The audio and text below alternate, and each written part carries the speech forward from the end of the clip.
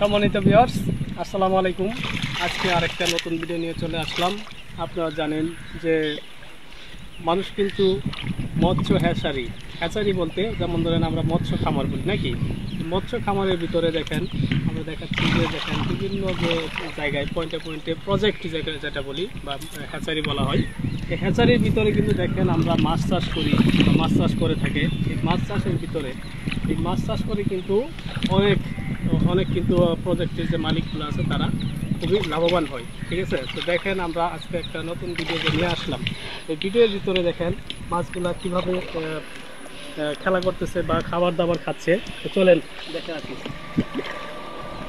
দেখেন আমরা এই মাছগুলো দেখাচ্ছি, মাছগুলো আসলে অবশ্যই শিকারি, কিন্তু এই দেখেন একটা ভাই আছে এই মৎস্য হ্যাচারির যে মালিক বা মালিকের একটা আছে, দেখেন ওনার সাথে একটু কথা বলবো। দেখেন অনেক কত সুন্দর মাছ।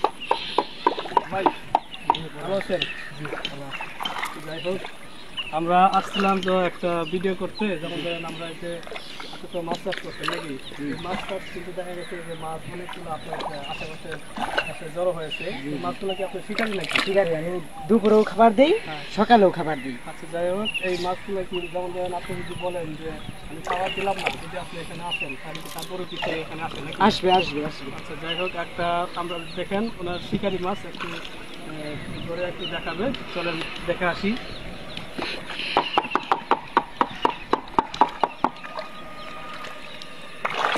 ও দেখতে পাচ্ছি যে ওনাকে মাছ ধরছে, তো মাছটা কিন্তু অতি চালাক বলতে, ঠিক আছে, চালাকি করতেছে। দেখেন আমরা মাছগুলা দেখেন কত সুন্দর।